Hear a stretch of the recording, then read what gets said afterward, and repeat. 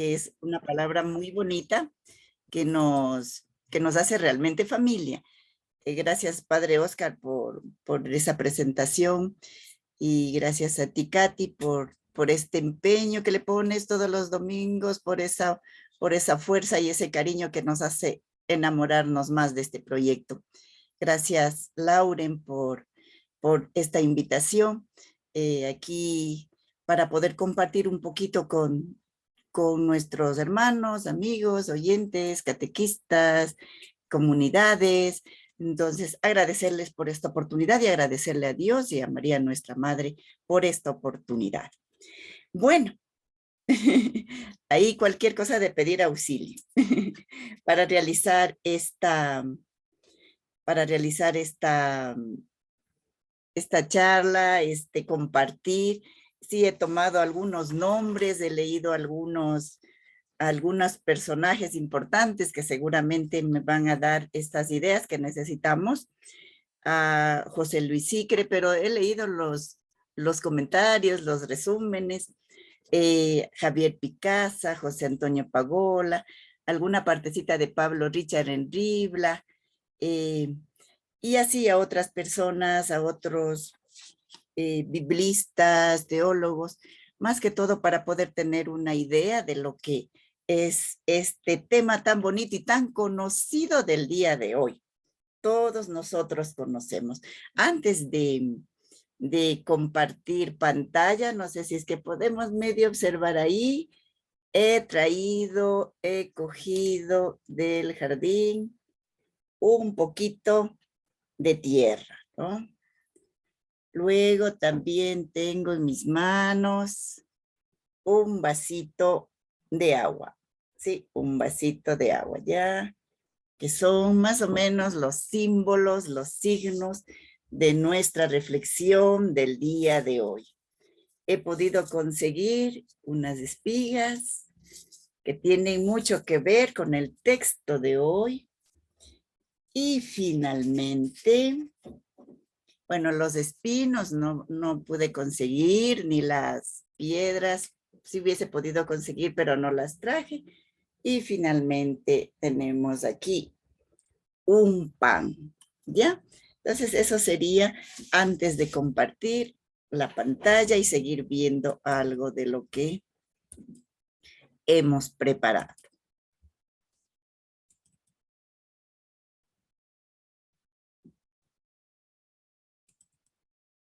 Vamos a ver, ahí está.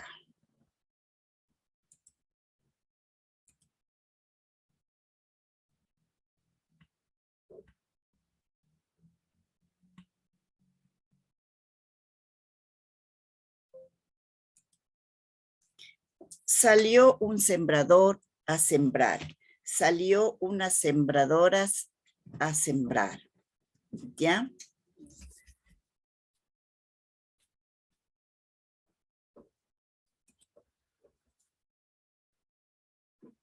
A pesar de todos los obstáculos y dificultades y aún con resultados muy diversos, la siembra termina en cosecha fecunda que hace olvidar otros fracasos.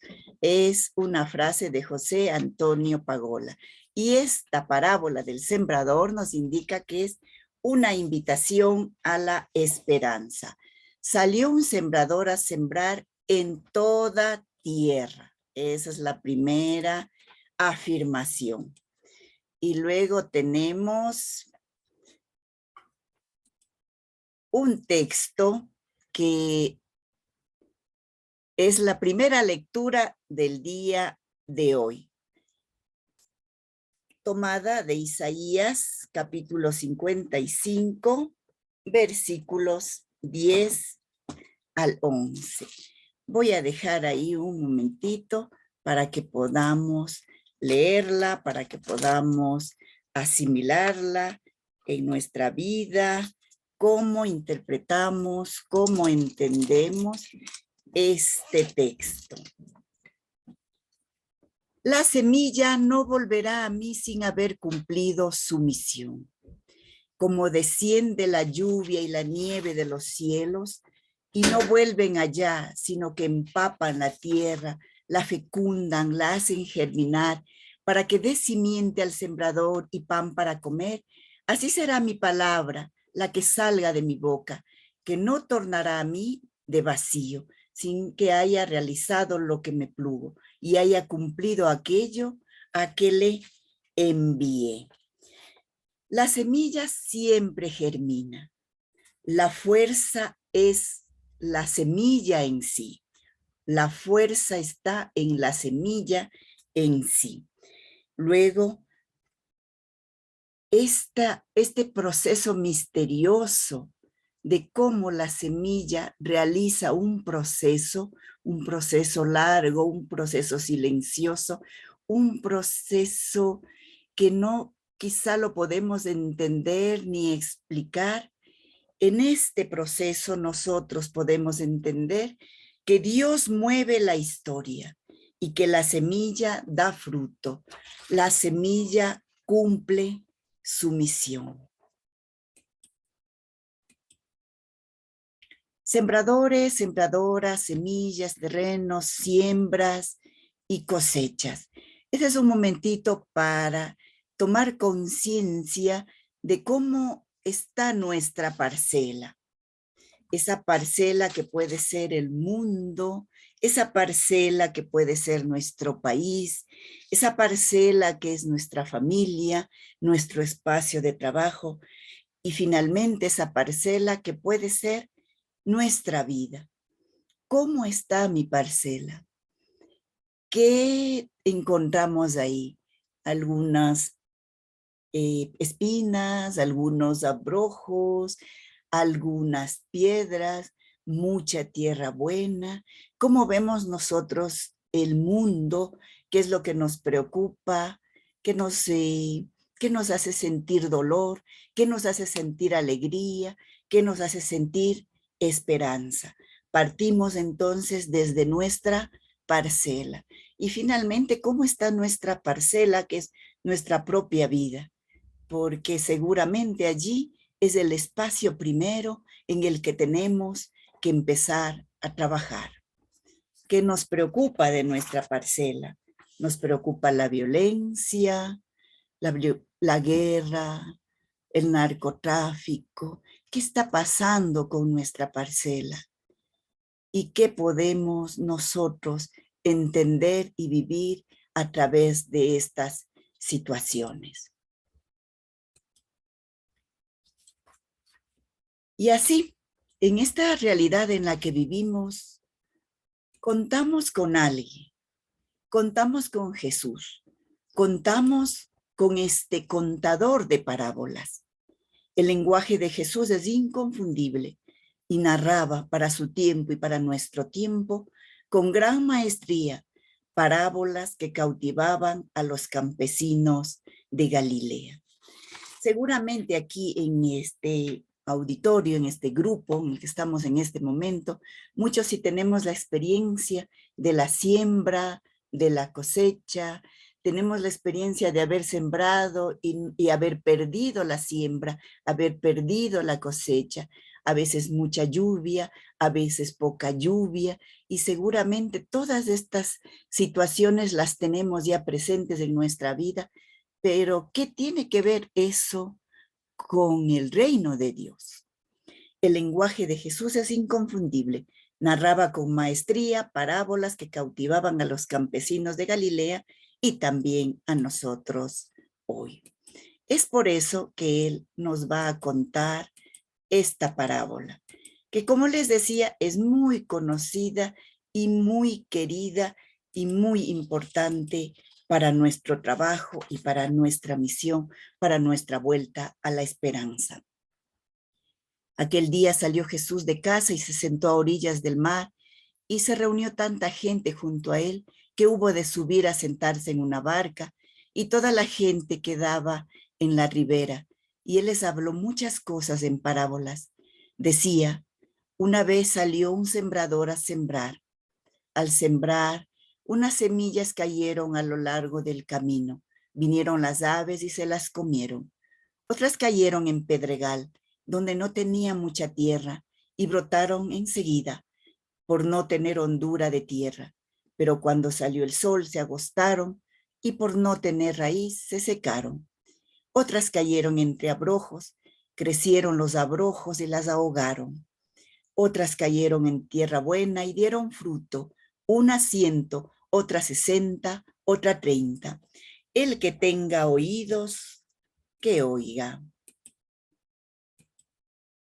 Continuamos con nuestra lectura en la segunda parte, que ya es la narración de la parábola. Y acercándose los discípulos le dijeron, ¿por qué les hablas en parábolas? Él les respondió, es que a vosotros se os ha dado a conocer los misterios del reino de los cielos, pero a ellos no. Porque a quien tiene se le dará y le sobrará, pero a quien no tiene, aún lo que tiene se le quitará. Por eso les hablo en parábolas, porque viendo no ven, oyendo no oyen, ni entienden. En ellos se cumple la profecía de Isaías. Oír oiréis, pero no entenderéis. Mirar miraréis, pero no veréis. Porque se ha embotado el corazón de este pueblo. Han hecho duros sus oídos y sus ojos han cerrado. No sea que vean con sus ojos, con sus oídos oigan, con su corazón entiendan y se conviertan y yo los sane. Pero dichosos vuestros ojos porque ven y vuestros oídos porque oyen. Pues os aseguro que muchos profetas y justos desearon ver lo que vosotros veis, pero no lo vieron, y oír lo que vosotros oís, pero no lo oyeron.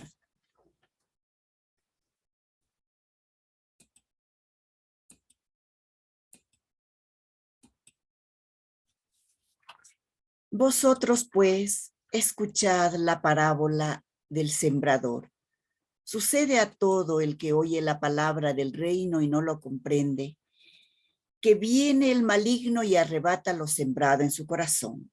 Este es el que fue sembrado a lo largo del camino. El que fue sembrado en pedregal es el que oye la palabra y al punto lo recibe con alegría, pero no tiene raíz en sí mismo, sino que es inconstante y cuando se presenta una tribulación o persecución por causa de la palabra, sucumba enseguida. Pero el que fue sembrado entre los abrojos es el que oye la palabra, pero las preocupaciones del mundo y la seducción de las riquezas ahogan la palabra y queda sin fruto. Pero el que fue sembrado en tierra buena es el que oye la palabra, la comprende. Este sí que da fruto y produce unos 100, otros 60 y otros 30. Palabra del Señor. Gloria a ti, Señor Jesús. En este momentito, quienes tenemos la costumbre de utilizar nuestro cuadernito, nuestra memoria, podemos escribir alguna frase, alguna palabra de este texto tan bonito, tan esencial y tan conocido para nosotros. Estamos hablando de Galilea, en la región montañosa de Galilea, lo difícil que era la tarea del sembrador. Y como les decía antes, lo difícil que es la tarea del sembrador en nuestros tiempos. Jesús sin duda está dirigiéndose a un público campesino, a quienes tienen esta experiencia de siembras, de cosecha, y que siembran con esperanza, o sembramos con esperanza. Pero se hará esta pregunta: ¿dará fruto mi siembra? ¿Dará fruto mi semilla? ¿Dará fruto mi simiente? ¿Qué pasará en este largo tiempo desde la siembra hasta la cosecha? La parábola trata de evocar a la imaginación, de provocar la imaginación. ¿Qué viene a nosotros a la mente? Podemos rápidamente ir hacia experiencias de siembra y cosecha, experiencias de siembra, experiencia también de a veces fracasos en nuestras cosechas, para ir adentrándonos poco a poco en qué es lo que Jesús nos va a hablar en esta parábola. ¿Qué es una parábola? Así me he ayudado de las diapositivas, algunas diapositivas del centro bíblico para poder ayudarme en esta reflexión. Conocemos la mayoría de nosotros, si no todos, que la parábola es una forma de hablar y de enseñar de Jesús. Jesús rompe los esquemas de los métodos pedagógicos de aquel entonces, de los escribas, de los sacerdotes de su tiempo, y con esto trata de impactar y provocar una reflexión y una respuesta. Es un lenguaje sencillo, un lenguaje cotidiano, que nos obliga a nosotros a ver más allá del simple hecho de las cosas. Nos obliga a mirar la vida de otra manera, a encontrarse con Dios y su misericordia en estas situaciones cotidianas. Frente a decisiones que Jesús nos plantea, tenemos nosotros que optar. Al final siempre hay un desenlace en la parábola que nos obliga como a ubicarnos en qué espacio estamos nosotros. Estas decisiones ante ciertas alternativas que se nos presenta, por decir, ante los espinos, ante las piedras, ante la tierra buena, ante el 60, el 30, el 100, ¿cómo es nuestra respuesta? ¿Cómo respondemos en estas situaciones? Y continuamos. Continuamos explicando un poquito qué es una parábola. Solo Jesús pronuncia parábolas sobre el reino de Dios. Los rabinos usaban relatos muy parecidos a las parábolas, pero con una finalidad diferente. La finalidad de los rabinos era el tema de la ley y la finalidad de Jesús es el reino de Dios.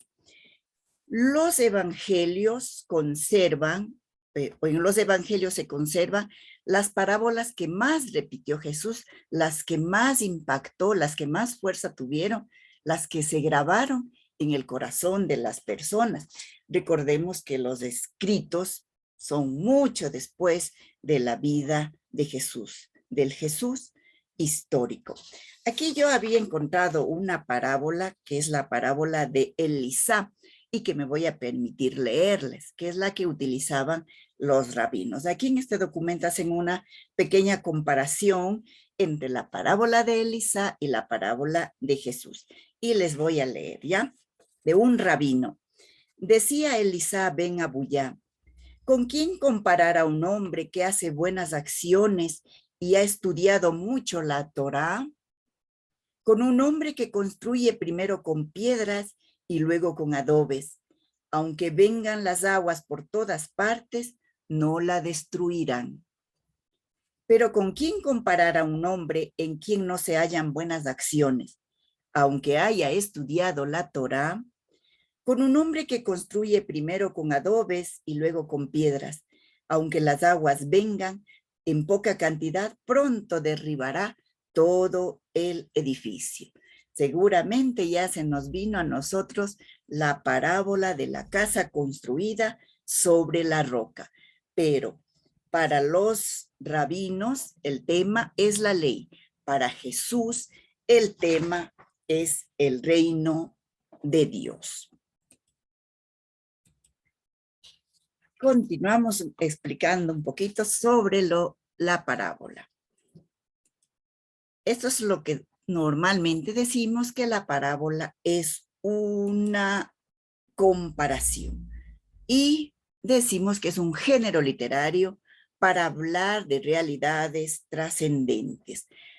A partir de realidades de la vida cotidiana, llegamos más allá a realidades trascendentes, más allá del mundo natural. Eso es lo que se quiere provocar a partir de esta experiencia cotidiana. Una parábola es una historia terrenal con un sentido celestial que ayuda a entender. Entonces, para que no nos vayamos durmiendo y aburriendo, por favor, aquí tenemos los hechos de la tierra y los hechos del cielo. Lo de la tierra, lo conocido, para llegar a lo desconocido. ¿Sí? Entonces aquí tenemos los hechos de nuestra vida cotidiana. Si hacemos memoria rapidito con nuestros apuntes o nuestra Biblia o lo que ya hemos visto, los hechos de la vida cotidiana. Pescar, hacer pan, sembrar, construir una casa. ¿Qué hicimos nosotros hoy? Cocinamos, limpiamos, hemos leído, hemos preparado clase, no sé qué hecho de la vida cotidiana vivimos hoy. ¿Y eso qué tiene que ver con el reino de Dios? ¿Cómo llegamos desde esta cotidianidad a encontrar en la esencia mismo de estas situaciones lo desconocido y presente que es el reino de Dios? Las parábolas casi van a tener siempre finales inesperados, ¿verdad? La parábola, por ejemplo, del grano de mostaza que es tan pequeñito y el final inesperado es el arbusto grande, algo que desconcierta. Lo que hace la mujer en la casa, el pan, ¿no es cierto? El desenlace inesperado, la masa aumenta con un poquito de levadura. Si nosotros continuamos, vamos a ver cuáles son las características de una parábola. La parábola debe tener la forma de una breve historia o cuento, con una exposición, un nudo y un desenlace, que es lo que nosotros ya acabamos de decir, ¿no es cierto? El desenlace en lo que termina la parábola y el choque que hace para el oyente, para el que escucha, para el que ve, para el que está sintiendo en este momento esa acción, esa intervención. Parten de la vida diaria en la Biblia de los campesinos de Galilea. Es la metodología que Jesús usa para que se pueda entender. Las parábolas hablan de sus trabajos, de sus fiestas, de sus rebaños, de sus viñas, de sus siembras y cosechas. También hablan o describen los oficios de la época. El agricultor, es que son justo estas parábolas de Mateo capítulo 13. También tenemos las experiencias del pastor, todas las parábolas que se nos vienen ya a la mente en el Evangelio de Juan, en la parábola del buen pastor.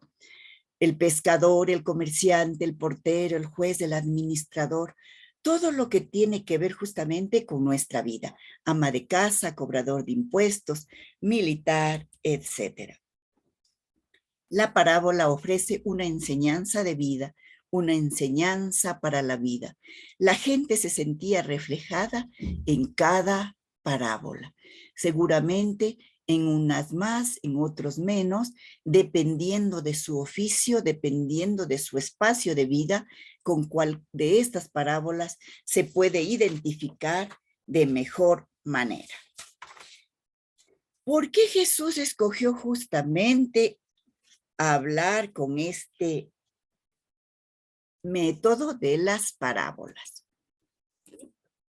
Porque aquí tenemos una palabra clave que es la escucha. Y aquí justo también está una mano con una orejita con esta actitud de escuchar. Así la gente lo escucha, los despierta y mantiene el interés. Tenía una audiencia multitudinaria y diversa al aire libre. Alguien decía una vez, ¿cómo se iría la voz de Jesús? El enseñar desde una barca a una cantidad de gente a la orilla del mar. ¿Cómo sería esta situación? Para esto sí que se necesitaba una capacidad de escucha. Este método era conocido por la gente que lo utilizaban ya desde el Antiguo Testamento. Ustedes recordarán el tema de la ovejita, de la corderita de Natán, que está en el segundo libro de Samuel, que voy a ver si rapidito les hago una pequeña lectura de esta parábola. Con este método de enseñanza estaba haciendo concretas las ideas abstractas con algo concreto, ¿no es cierto? Cada idea debe ser encarnada en la persona.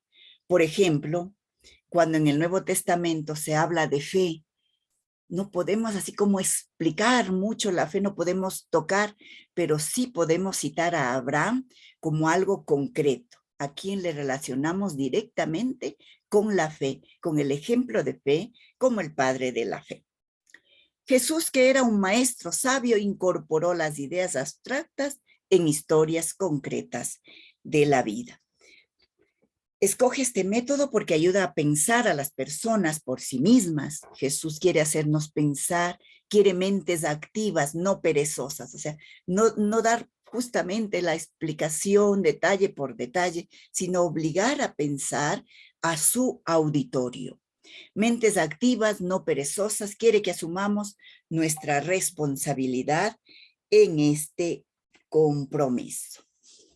Yo decía que aquí tenemos, muchos de ustedes deben haber ya recordado la parábola de la corderita de segundo libro de Samuel. Ya. Envió Yahvé a Natán donde David, y llegando a él le dijo, había dos hombres en una ciudad, el uno era rico y el otro era pobre. El rico tenía ovejas y bueyes en gran abundancia. El pobre no tenía más que una corderilla, solo una pequeña, que había comprado. Él la alimentaba y ella iba creciendo con él y sus hijos, comiendo su pan, bebiendo en su copa, durmiendo en su seno, igual que una hija. Vino un visitante donde el hombre rico, y dándole pena tomar su ganado lanar y vacuno para dar de comer a aquel hombre, llegado a su casa, tomó la ovejita del pobre y dio de comer al viajero, llegando a su casa. David se encendió en gran cólera contra aquel hombre y dijo a Natán, vive Yahvé que merece la muerte el hombre que tal hizo. Pagará 4 veces la oveja por haber hecho semejante cosa y por no haber tenido compasión. Entonces Natán dijo a David, tú eres ese hombre. Ese es el desenlace. Recordemos el tema de David con Betsabé. Urías le puso a Urías al frente del ejército para que muriera y luego estar con su esposa. Bueno, eso ustedes lo verán después, o mejor dicho, ya lo recordaron. ¿Cuántas parábolas tenemos? Se dicen que tenemos 48 parábolas. El deber para ustedes es ir a identificar estas 48 parábolas en Marcos, Mateo y Lucas. Dice que 3 de estas parábolas fueron alegorizadas, la parábola del sembrador, el trigo y la cizaña y los viñadores homicidas. Tocaremos luego este tema. En estos momentos de estudio me permití sacar todo el resumen de todas las parábolas, pero este es el deber para ustedes, ir identificando todas las parábolas en los evangelios de Mateo, de Marcos y de Lucas. Por ejemplo, la parábola de un paño nuevo sobre un vestido viejo, la parábola del vino nuevo y los odres viejos, la parábola de la lámpara, de la casa sobre la roca, etcétera. Bueno, esos son los recursos que utilizaba Jesús. No nos podemos ver, no puedo ver si es que ustedes ya se durmieron, si es que ya se fueron de aquí, si ya se fueron a tomar cafecito, etcétera. Pero bueno, me voy a hacer a la idea de que todos estamos aquí presentes y atentos. Solamente quiero hacer una presentación así general del Evangelio de San Mateo. Este está tomado de Ribla 27, de un artículo de Pablo Richard, ¿sí?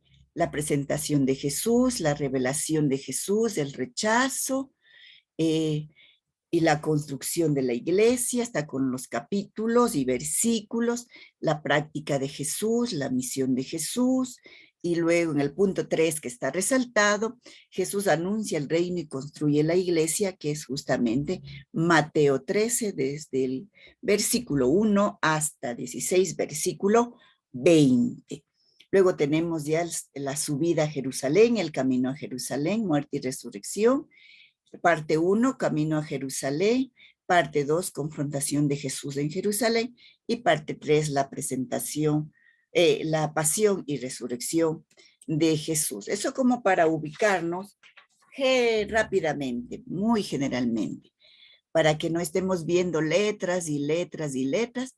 Entonces solamente aquí he puesto estas dos imágenes de Jesús y Mateo. Bueno, ya sabemos que los que escribieron la Biblia o los textos o los evangelios, no es solamente una sola persona, pero aquí tenemos a Jesús y Mateo y y Jesús que está explicando a la muchedumbre. Continuamos. ¿Y qué tenemos por acá? Ya. Algunas afirmaciones rápidamente acerca del Evangelio de San Mateo. El marcado carácter eclesiológico del Evangelio de San Mateo. Tenemos 3 dimensiones en este evangelio. Bueno, aquí estamos, cuando hablamos de carácter eclesiológico, hablamos de iglesia y de la vida en iglesia. ¿Cómo debe ser esa iglesia? Debe mantener la memoria del Jesús histórico y el proyecto de iglesia construido sobre esa memoria. Y el desafío de la comunidad de Mateo, de la comunidad de hoy, de ser fiel a esa persona, a esa palabra, a ese proyecto de Jesús, de no distorsionar el mensaje, el modelo de vida comunitaria, la encontramos. Es un modelo utópico de iglesia, un modelo exigente. Es decir, justo nos va a presentar un modelo al que deberíamos apuntar todos. Es que debemos orientarnos en esa dirección. Hoy como iglesia mirarnos en este espejo de este evangelio y preguntarnos si estamos caminando en la dirección correcta.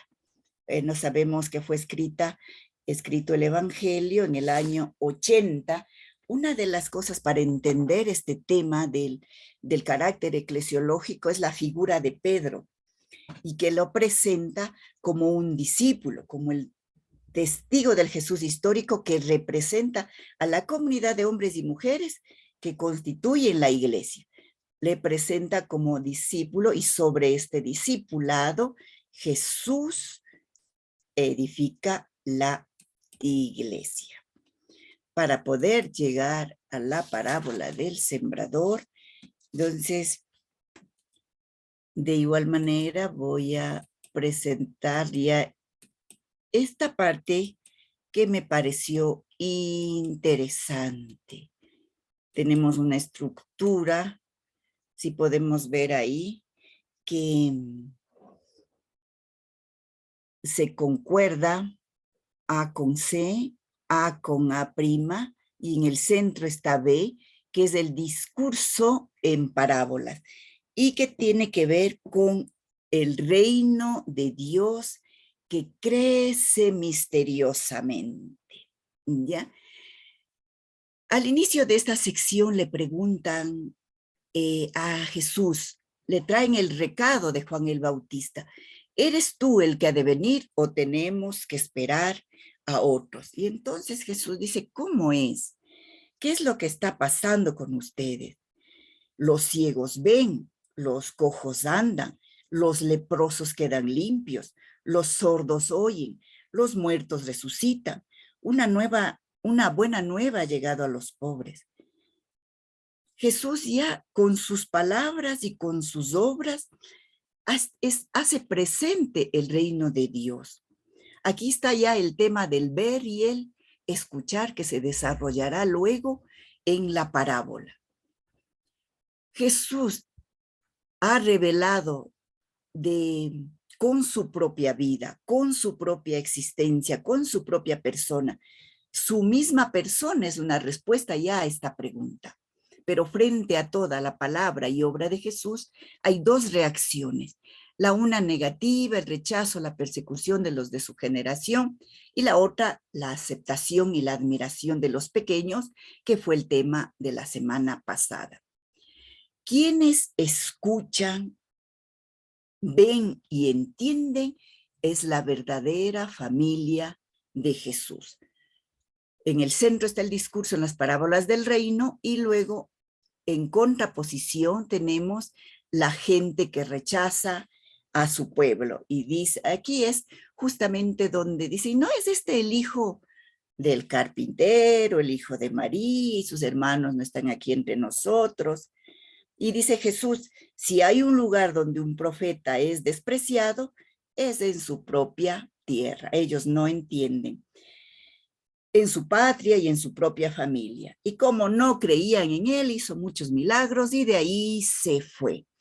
Pero es lo bonito la concordancia entre A y C, en donde Jesús pregunta sobre su identidad. Inicia con una pregunta y termina con la pregunta de Jesús. Y según ustedes, ¿quién soy yo? Tú eres el Mesías, el Hijo del Dios vivo. Esta es la respuesta, es la fe de los discípulos y es el punto de partida de la iglesia. Lo que habíamos dicho en la persona de Pedro, en la explicación anterior.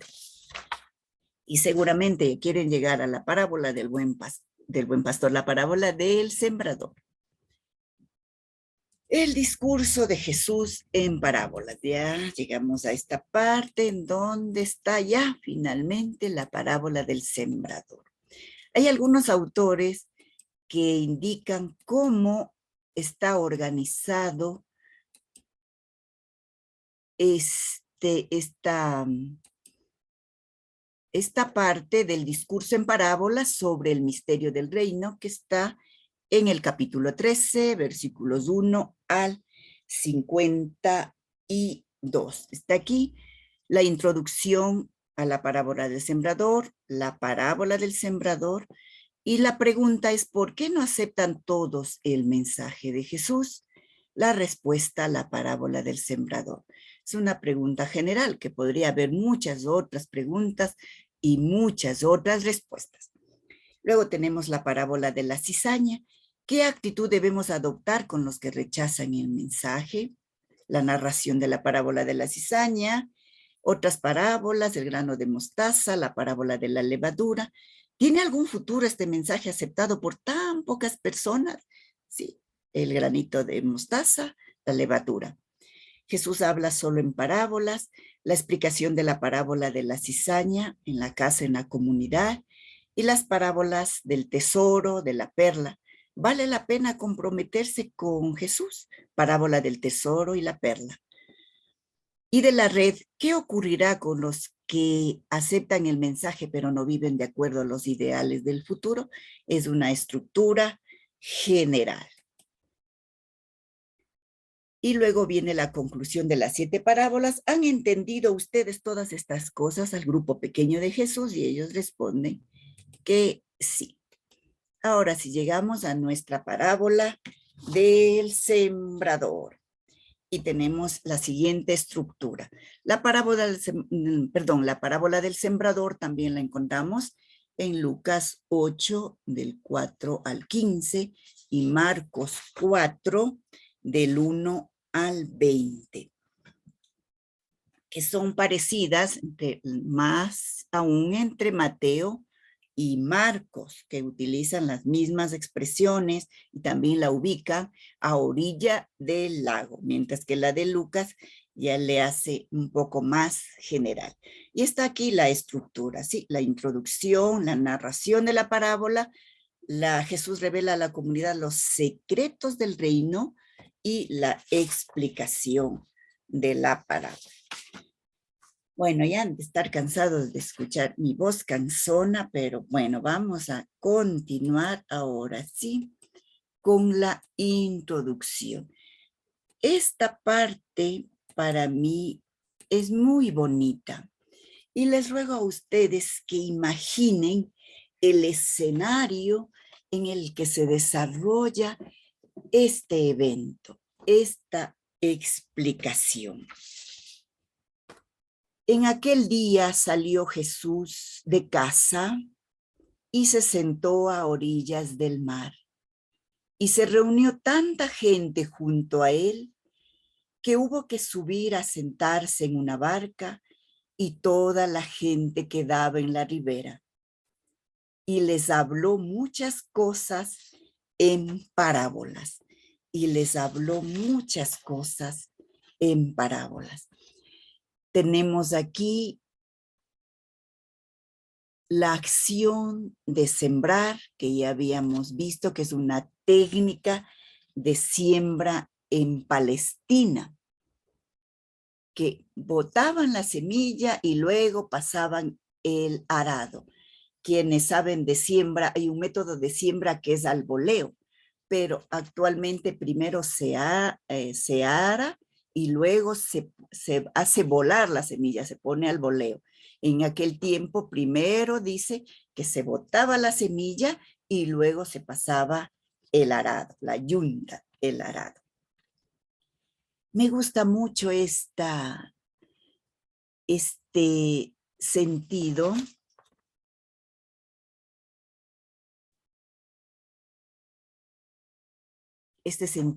este escenario, creo que puse la diapositiva, antes la diapositiva no apropiada, el escenario, este espacio, esta actitud pedagógica de Jesús. Y una de las primeras cosas que debemos tener bien claro, que la parábola es para despertar esta actitud de escucha. Los verbos que encontramos, salir, sentar, subir, hablar, algunos sustantivos, espacios, lugares, casa, orilla, mar, barca, etcétera, ¿sí?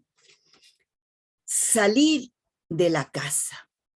Primero, este espacio pedagógico de Jesús es muy bonito. Nosotros ahora nos dicen que no debemos sentarnos para enseñar, que debemos estar ahí cuidando, caminando por todo nuestro grupo, nuestra aula, nuestro curso, vigilantes, etcétera. Pero esta actitud de estar sentado era justo la actitud del maestro, la actitud de la paciencia, la actitud de querer estar, de no tener apuro, de no tener prisa para poder realizar esta enseñanza.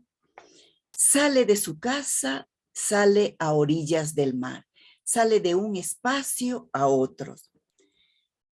Suponemos que el lugar de vivienda del que está hablando ya en la época de la parábola es su casa en Cafarnaúm.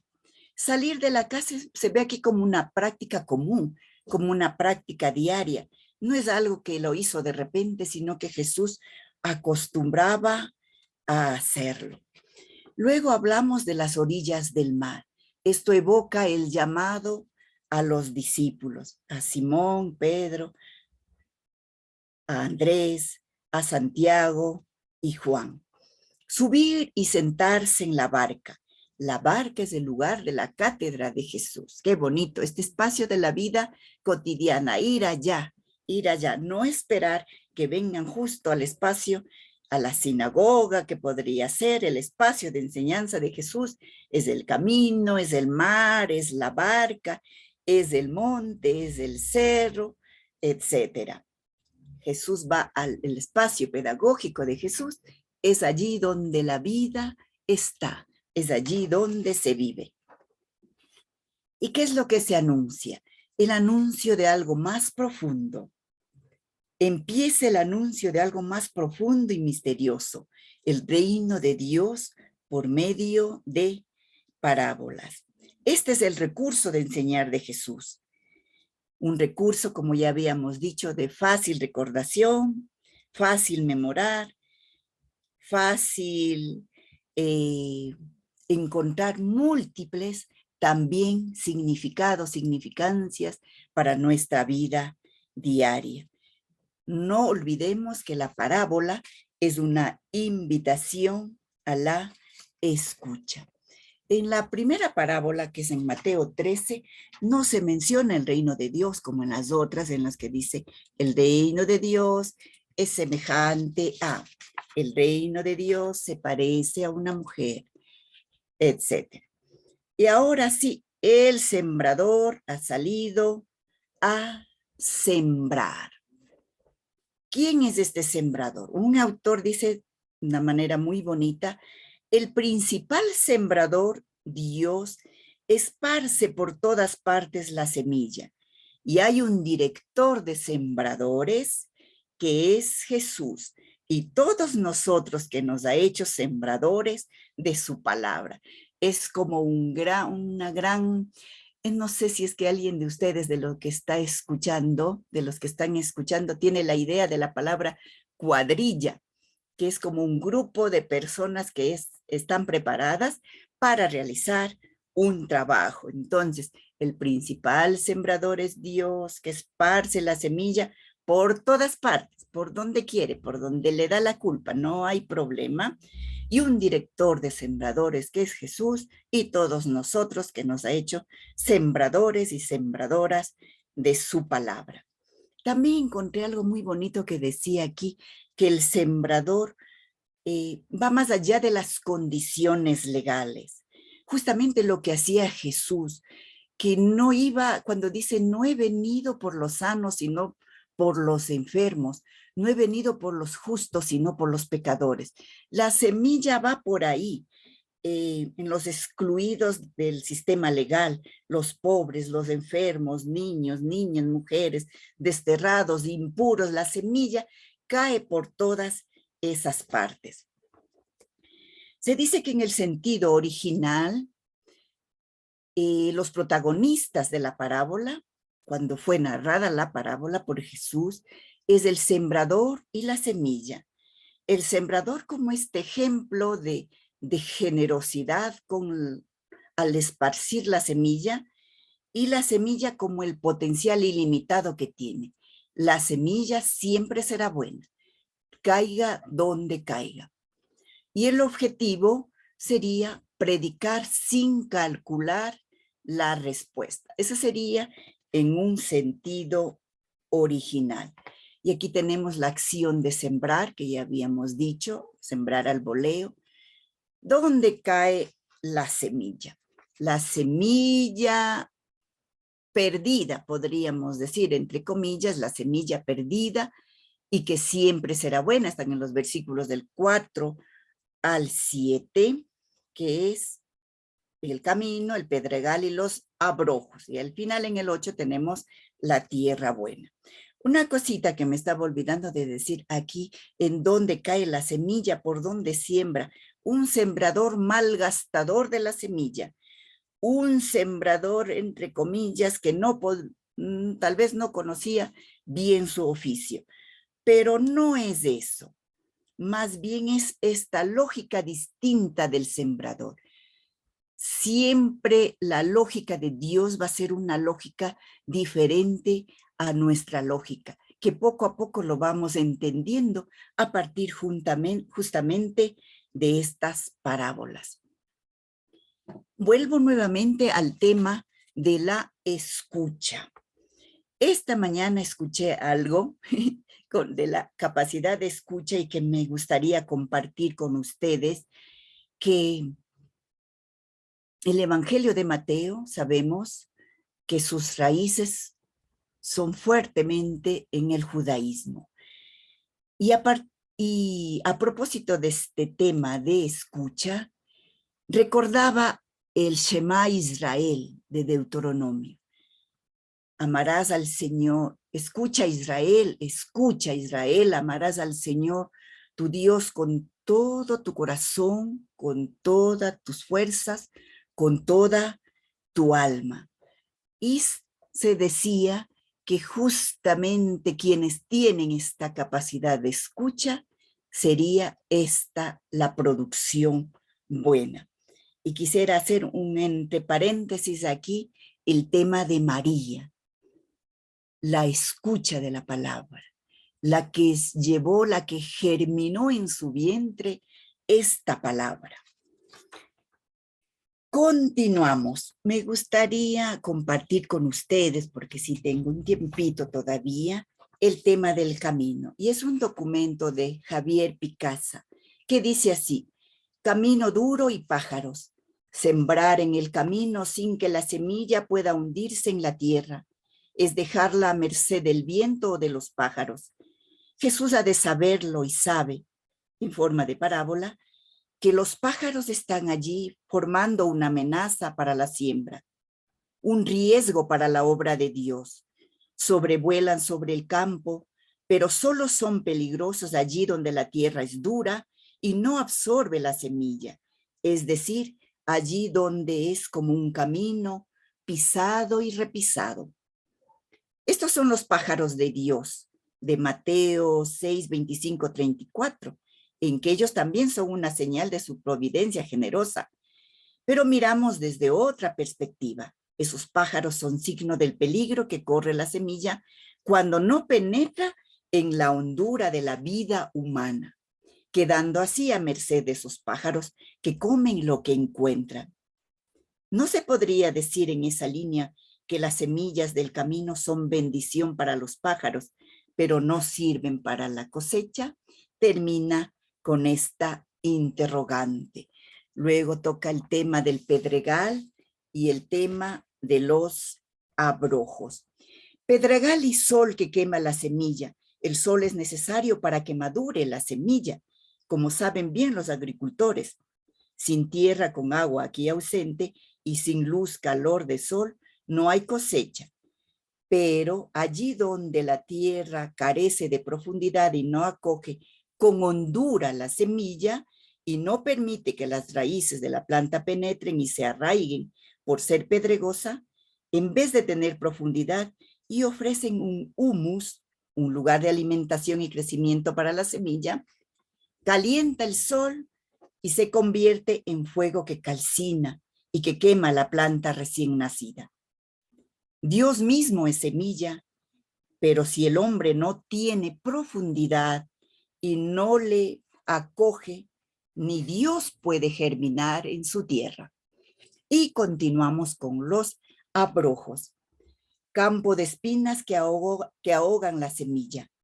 Además de los pájaros del aire y del sol ardiente, que quema las pequeñas raíces de las plantas en tierra pedregosa, la siembra puede y aún en algún sentido debe crecer en espacio de competencia biológica, en un contexto de enfrentamientos vitales donde actúan también otras plantas que estaban allí, ya en sentido externo, que pueden ser más poderosas que la semilla sembrada, refiriéndose a la semilla que ahoga a las otras plantas.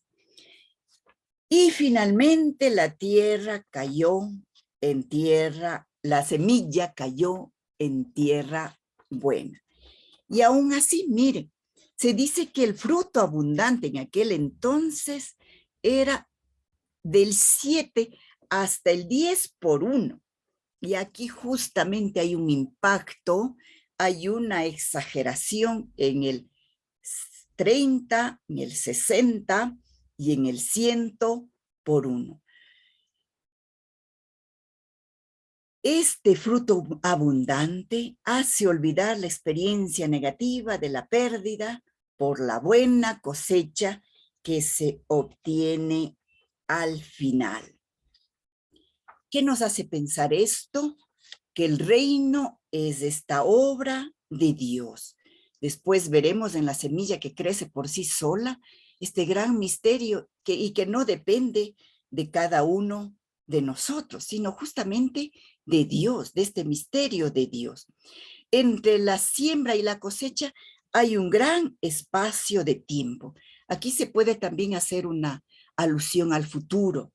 Podemos encontrar un mensaje escatológico, un mensaje que va más allá de nuestra realidad temporal.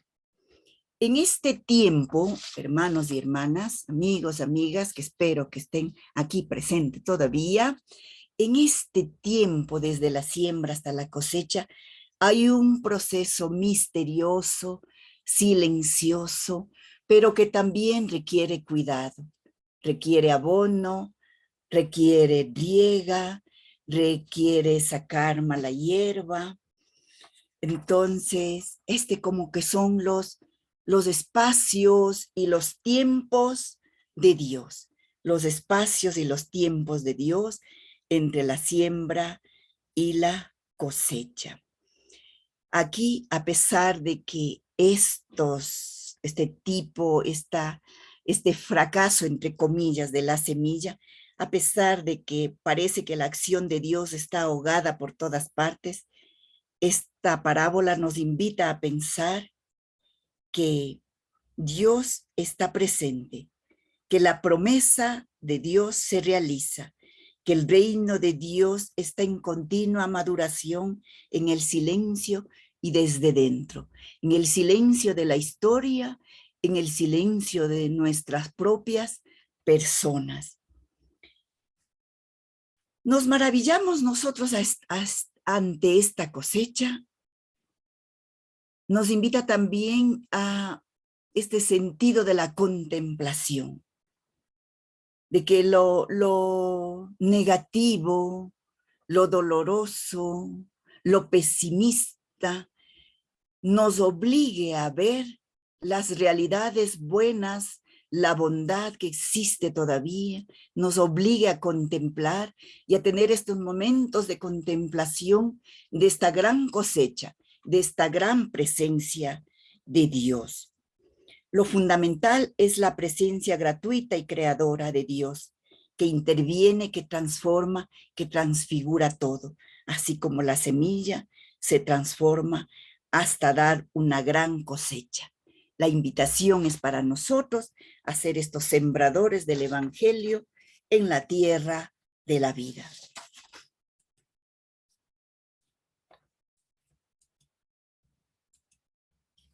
Solo complementando, esta gran cosecha es el gran señorío de Dios, la confianza en la obra de Jesús. Ánimo, como decíamos, la invitación a la esperanza. La llegada del reino es imparable, no va a parar, está ya, de hecho, junto a nosotros.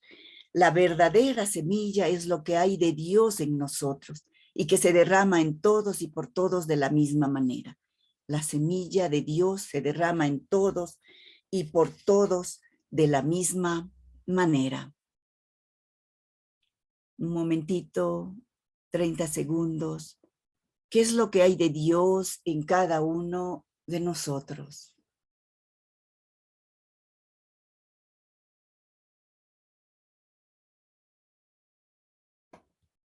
Dar fruto no es hacer obras, de hecho las obras son buenas, pero que deben salir de esto, de la esencia de la persona, de lo interior del ser humano, del ser humano.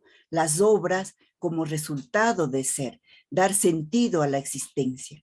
Justamente esto es una de las enseñanzas de esta parábola, la transformación, la conversión, el cambio de mentalidad de quien la escucha.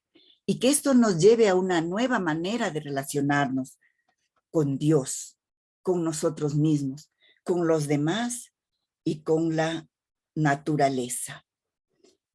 En cada uno de nosotros puede haber esa tierra dura, puede haber esas piedras, esos abrojos, esas zarzas, esas piedras. ¿Cómo están dentro de nosotros esos abrojos?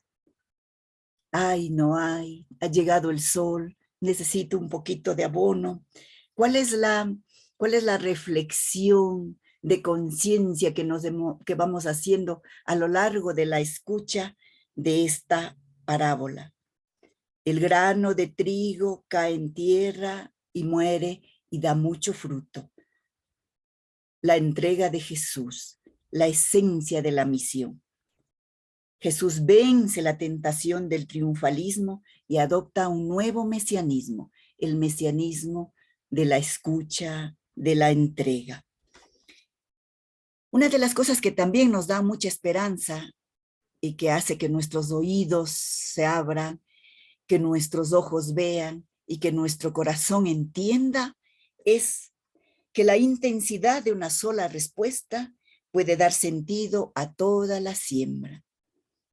Esta capacidad que les decía de ver la bondad, de ver la generosidad en las personas, las obras buenas, las personas de sentimientos bondadosos, generosos, solidarios, nos hacen sentir que el grano de trigo ha caído como Jesús, se ha transformado y da fruto. Continuamos con la siguiente parte. ¿Y por qué les hablas en parábolas? Los discípulos se acercan, hay una relación íntima con Jesús. Y aquí vemos como estos dos actitudes, la una de rechazo y la otra de acogida. Viendo no ven la claridad de sus obras que habíamos explicado, oyendo no entienden la claridad de sus palabras. Si podemos en algún momentito buscar Isaías 6, versículos del 9 al 10, en la que indica que han endurecido sus corazones. Para eso justamente está el lenguaje de las parábolas, para ayudarnos a pensar más, a reflexionar más, y luego tenemos la actitud de acogida. Viendo y oyendo entienden con el corazón los misterios de Dios. Su corazón comprende el plan de Dios. Es muy bonito esto, cómo los discípulos se acercan para recibir una respuesta. Nosotros a lo largo de nuestra vida, no sé en dónde buscamos las respuestas, en dónde encontramos, a quién acudimos para ver, sentir y escuchar nuestras respuestas. Al que tiene se le dará y al que no tiene, aún aquello que tiene se le quitará. Es un proverbio campesino que tiene que ver con el campo económico. Jesús utiliza este refrán, este proverbio, para dar también esta explicación. Tiene que ver con la revelación. Se revela la verdad a quien lo desea, se oculta a quien no quiere ver lo que ha cegado su corazón. Se le revela a quien tiene su corazón abierto, a quienes son personas abiertas, sensibles. El corazón de este pueblo ha entorpecido su corazón. ¿Qué significa? Decía que significa engordado, se ha hinchado, se ha inflado su corazón y ya no tiene capacidad de ingresar otra novedad en su vida. La respuesta entonces, ¿por qué les hablas en parábolas? Es la incomprensión de la gente, la incapacidad de discernir. Seguramente también se refería a los judíos en el año 80, a quienes estaban rechazando este mensaje de Jesús y su palabra. Continuamos con la última parte, que es la explicación de la parábola. Dicen los autores que esta es una parte ya añadida, que no, seguramente no la dijo Jesús, no la hizo Jesús, y que las parábolas en sí no necesitarían una explicación. De todas maneras, que tenemos aquí, que es una explicación dirigida a sus discípulos. Se nos puede insinuar de que volvemos nuevamente al ambiente de la casa, y en esta intimidad en la casa, nuevamente con sus discípulos, les invita a escuchar la explicación a nivel ya más íntimo, a nivel más familiar, sobre la disposición de los receptores, la importancia de las condiciones de la tierra, el centro de interés aquí ya, lo que al inicio se decía que los protagonistas eran el sembrador y la semilla, aquí se cambia a la disposición de los receptores. Para aquí se da más importancia a las condiciones de la tierra, que tiene que ver con la disposición de los receptores. Aquí es el centro de interés, la suerte que corre la semilla y las diversas actitudes con que se acoge el mensaje. Se presentan 4 tipos de categorías de terreno: el camino, y que aparece ahí el maligno, los pedregales que tiene que ver con la falta de raíces, las espinas, y que tiene que ver con la riqueza. Estas cuatro tipologías, estos cuatro tipos de camino luego como que se resumen en dos: los que escuchan y no entienden, y los que escuchan y entienden. Y este entender, este comprender, no es a nivel intelectual, sino a nivel sapiencial. Entender al Mesías como siembra, como escucha, como respuesta personal, como respuesta de conversión. Aquí este tema del maligno también se me vino a recordar cuando se nos dice justamente esto: la palabra de Dios frente a la palabra de la serpiente. Sí, ahí como que estamos y en donde tenemos que tomar nosotros una decisión al respecto. En nuestra vida, descubrir cómo está nuestra parcela. Esta comprensión del corazón es la cualidad de los verdaderos discípulos. Esta explicación nos podría ayudar a exhortar a la comunidad para que la acogida del Evangelio no sea ahogada por las dificultades. Bueno, rápidamente creo que hemos hecho un recorrido por esta parábola, como para que no se nos queden cosas así en el aire. Al final también me voy a valer de estas diapositivas que nos quieren como resumir. Jesús contó esta parábola a su pequeño grupo de discípulos y muy al comienzo de su vida pública. Jesús al principio tenía muy pocos seguidores. Parecía que gran parte de su esfuerzo se perdía sin ningún resultado. En otros sitios su prédica parecía fracasar. Los discípulos se sentían desalentados y se preguntaban si el movimiento de Jesús tendría futuro y lograría crecer, o qué estaba pasando. Podemos decir también que Jesús con esta parábola buscaba poner fin a la desesperanza de los primeros discípulos y transmitir la certeza de que el movimiento creado por el Maestro, lejos de desaparecer, se propagaría un día por todas partes.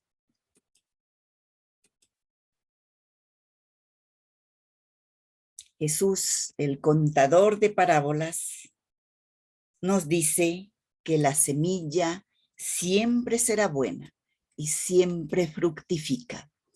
¿Y qué hacemos hoy? Está extenso esto para leer. Lo voy a leer de todos modos muy despacio, perdón. ¿Qué terreno presenta nuestra comunidad eclesial y a nivel personal? ¿Qué disponibilidad interior y comprensión manifestamos ante la escucha de la palabra? ¿No es verdad que los peligros señalados por Jesús a sus discípulos sobre la acogida de la palabra nos toca también a nosotros? Por ejemplo, la inconstancia de frente a las dificultades, la negligencia, la pereza, el ansia por el futuro, las preocupaciones cotidianas. En tu camino de fidelidad a la palabra de Dios, ¿a quién diriges tus interrogativos, tus preguntas? La figura del sembrador nos lleva a la de la iglesia en su empeño de evangelización, saber comunicar de un modo nuevo la figura de Jesús y los valores del evangelio. La iglesia debe distinguirse por la autoridad de su enseñanza, por la franqueza de su predicación y por la fuerza de la acción. Hoy se necesitan evangelizadores fiables, solícitos e infatigables. Cada comunidad eclesial está llamada por la parábola del sembrador a no realizar una selección sobre las personas o contextos sociales donde anunciar el evangelio. Es necesario tener amplitud de miradas y dedicarse también a las situaciones que parecen imposibles para comunicar el evangelio. Ciertamente, la palabra de Jesús germina y fructifica en los corazones disponibles a su acción, pero no se necesita desistir en el despertar del sopor, la indecisión y la dureza de oídos de muchos creyentes. Sembrarnos nosotros mismos como palabra de evangelio, salir del campo de la vida y sembrar de forma creadora.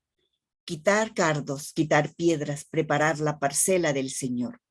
Florecer, la semilla en forma de solidaridad, perdón, entrega.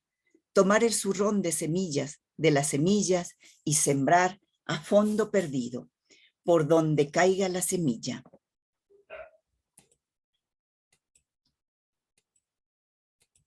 Me permito compartir con ustedes esta oración.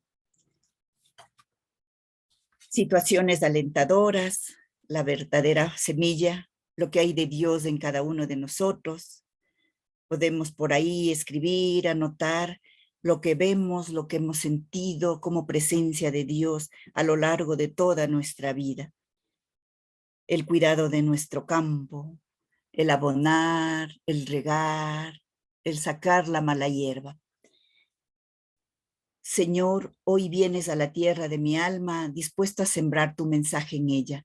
Ayúdame a escucharte, a aceptar tu palabra, a configurar mi vida con ella. Concédeme ser una buena tierra que produzca fruto abundante, por saber acoger y transmitir tu gracia. Jesucristo, concédeme corresponderte y serte fiel a todas las gracias que derramas en mi alma. Señor, no permitas que en nuestras vidas se vaya ahogando la semilla de la fe. Concédenos descubrir cuáles son esas piedras, esos espinos que la impiden crecer. Haz que me deshaga de todo lo que seca la tierra de mi alma y me impide dar frutos de oración, de apostolado, de caridad. Señor, eres el mejor sembrador. Tu jardín es mi comunidad de fe. Planta en nosotros la semilla de tu amor y danos un corazón abierto, que sea tierra fértil para recibirlo. Cultiva en nosotros valores del reino de Dios, para que crezcan firmes y robustos. Jesús, danos tu luz y el agua viva de tu espíritu. Enséñanos a ayudarnos mutuamente, a cultivar nuestro jardín y a quitar las rocas y la cizaña que impiden que tu mensaje eche raíces. La siembra de Jesús no terminará en el fracaso. La sed de justicia y amor seguirá creciendo. La energía transformadora del Evangelio está allí trabajando a la humanidad. Cuentan que un joven paseaba una vez por una ciudad desconocida, cuando de pronto se encontró con un comercio sobre cuya marquesina se leía un extraño rótulo: la felicidad. Al entrar descubrió que tras los mostradores quienes despachaban eran ángeles, y medio asustado se acercó a uno de ellos y le preguntó: «Por favor, ¿qué venden aquí ustedes?» «Aquí», respondió el ángel, «aquí vendemos absolutamente de todo, todo lo que tu corazón pueda desear». «Ah», y dijo asombrado el joven, «sírvanme entonces el fin de todas las guerras del mundo, muchas toneladas de amor entre los hombres, un gran bidón de comprensión entre las familias, más tiempo de los padres para jugar con sus hijos». Y así prosiguió hasta que el ángel, muy respetuoso, le cortó la palabra y le dijo: «Perdón usted, señor, creo que no me he explicado bien. Aquí no vendemos frutos, vendemos solo semillas».